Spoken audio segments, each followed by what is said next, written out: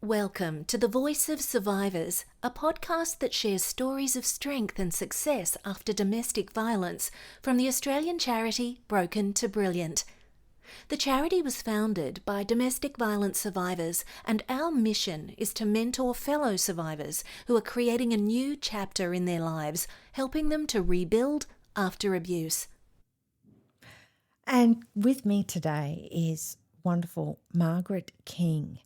And Margaret King is director of Broken to Brilliant and founder of Grow. Margaret is a valuable asset to Broken to Brilliant, drawing on her career as a registered nurse, nursing director, and project officer. Her background includes presenting research, leading workshops, and chairing nursing conferences across Australia and internationally. Margaret, skills in, it says here, Margaret, skills in board administration. Yes. Is that exactly how we say that? Yes, that's right. Yeah, ADHD here. Yeah, no, Okay, that's good. Thank you. And policy and project management, and a huge benefit to Broken to Brilliant. All those contributions we'll talk about. That's wonderful.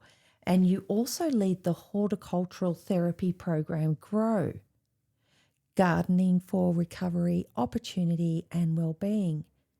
And you are also supported in your work by your family, and that's great that you mentioned that. That's Great. important, right? Yeah, they get in and help all the time. Yeah. So tell me, Margaret, with all of these encompassing skills that you have, what do you bring to Broken to Brilliant? Tell me about this growth.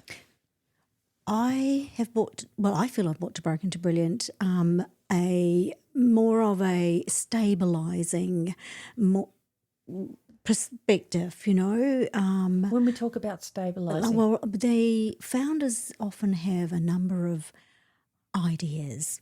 Oh, I and love they this. I love they your- flourish on the ideas. Yeah.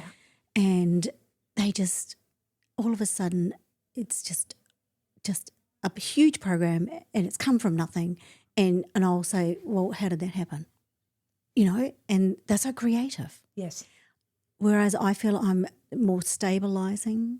I bring it back sometimes to reality. I might say, hey, let's have a look at this here.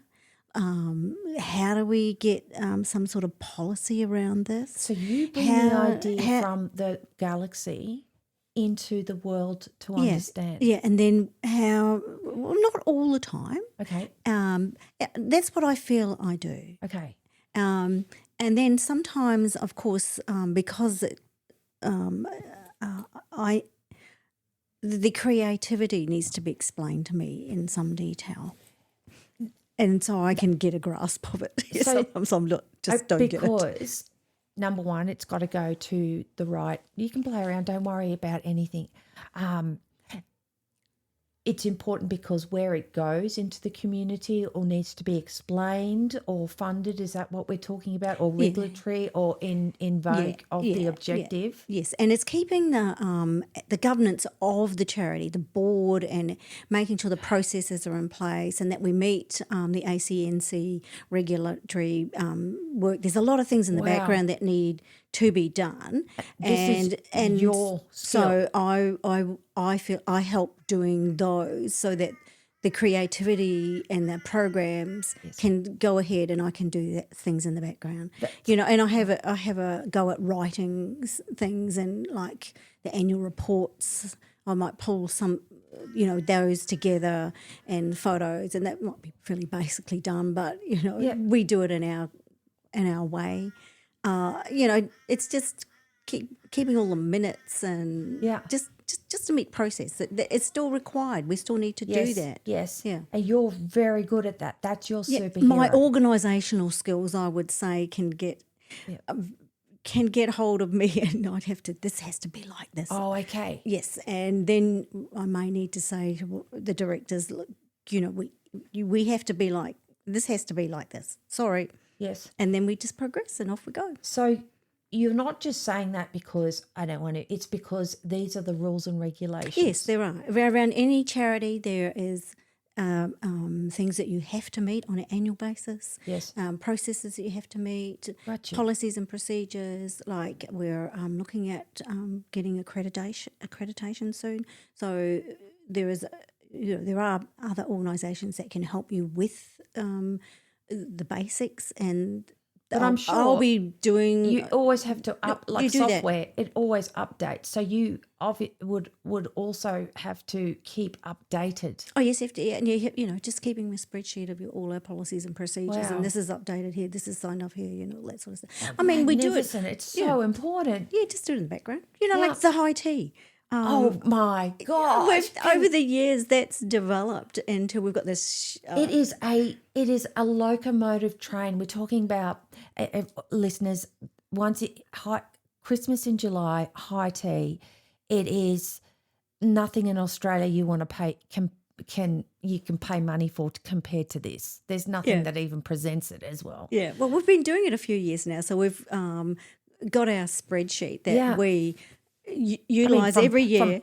From bringing everything in and packed down, it is all organised. That's what I saw. Yep. And the biggest challenge is at the end of the high tea, getting it back into the vehicles.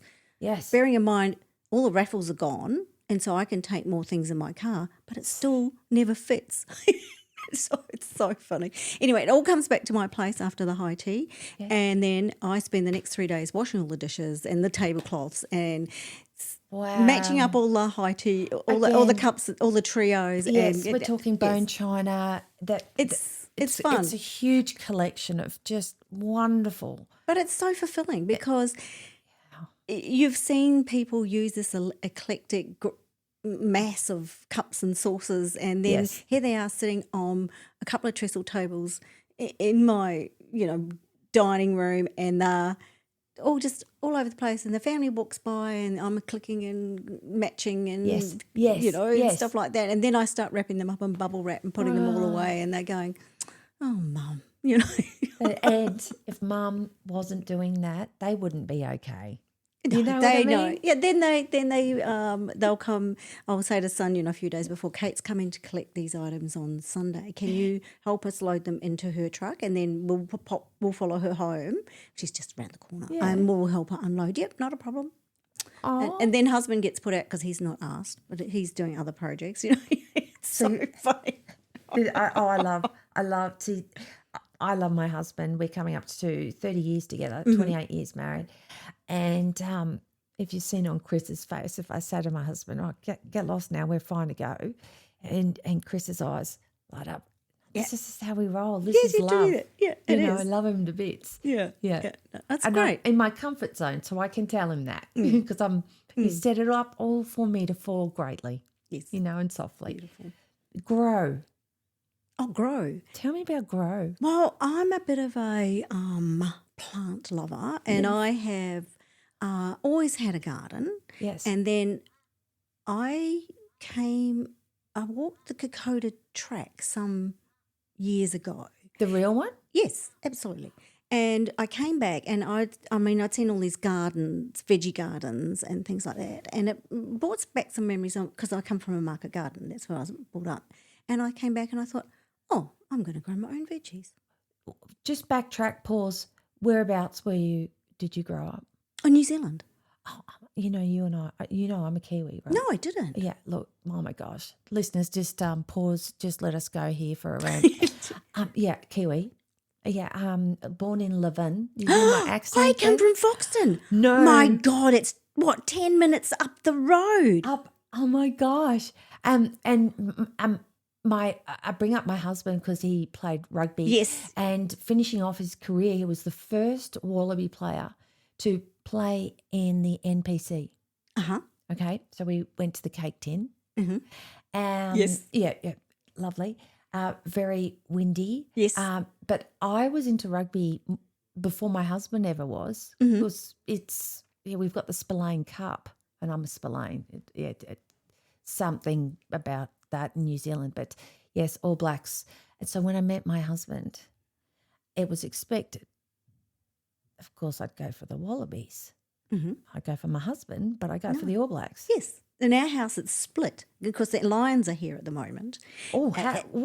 And the lions, Australians and the New Zealanders and it's all playing. Okay, so it's all very exciting. Okay. The husband and I are New Zealanders because we always support New Zealand first. But course. when Australia's playing somebody else, we always support Australia. Yes. Children, they're Australian, so they're Australian first. So when Australia and New Zealand play, it's quite different. Now, we're off track. We better get back. No, but it's very disappointing because it is the best anthem of all. Really. To the haka and the New Zealand anthem. Yeah. Hands down, go home. Yeah. Don't compete. So getting back to grow and the love of vegetables, Yes, obviously, and now, it's inherent in my family. Now I know where you are. Yes. I remember growing up there, what you're talking about growing up there. Okay, keep going. Yeah, so I did that and it's so fulfilling coming in and I say to the family, well, all that green in that salad is from my garden. All these tomatoes are from my garden. This relish you're eating is from my garden, and I thought, well, I can move that forward. So I found a horticultural therapy program and my daughter and I completed that. It took us a little longer than we thought it would to do it because you had to study and do projects and things. But anyway, we got through. Really? Yeah. So a horticultural therapist, me, and it's a certificate. Just by the by. Yeah. I want to do some. I better become a horticulturalist. Yeah. So it's just a certificate. It's not a big. It is a deal. big Anyway, deal. Excuse me. Yes. Yeah. So now I thought, well, I'll run the program for Broken to Brilliant. So we've had 2 workshops. The first one was succulents. Now we made bowls, succulent bowls. Yes. And I'd collected the bowls from the op shop, and one of our volunteers' husbands had drilled the holes in them, and then we've beautiful succulents. And then the other one just a few Saturdays ago was herbs. So we had showing herbs. So some herbs like dry soil and some like wet soil, and some so we did all that matching and got them into different pots and talked about. Oh, that's that so and interesting. All that sort of thing. I need to do that because the one thing I can't get my hand on is herbs and the water levels and stuff. Everything else around here, it has taught me. So it's things that I've learned and then I'm sharing. So the next one we are doing is going to be spring vegetables. In pots. Now we're doing things in pots and troughs and things like because you can easily transport them if you need them. So many people live in units nowadays and they're not growing in, the soil and the dirt in the garden and they need things in pots or they've got little verandas and that's how we're doing it. So we'll be doing that because I've got a lot of spring vegetables. When's the date for this? Oh, I think that's September the 6th. Okay. And for further information on that, as our program ends this conversation, you can hear where the website details are. Yes. And go to that. Yes. I just want to say I met you at the high tea. Yes. And I keep saying to you, wow, when I saw you, you just have that love like my great-grandmother exuded. So it's so nice. Thank you. Just you're on just beautiful person, and thank you so much for coming here. Oh, I love it. It's beautiful. Yeah. Thank you. Lovely home. Thank you. It is inspirational to hear these stories and how people want to pay it forward, turning the Broken to Brilliant mission into a reality. You can listen and download the podcasts from the brokenToBrilliant.org website, where you will also find information about all our books and programs. By buying and reading our books, you support the charity and the stories will help you recognise the red flags of abuse. You will be in awe of the strength and courage it takes for survivors to leave and rebuild their lives. All books in the series are available in print, ebook and audiobook. You can send a message of hope and kindness by gifting a book to domestic violence survivors through the Give a Book program. Visit the website brokenToBrilliant.org to find out more. Thank you for listening.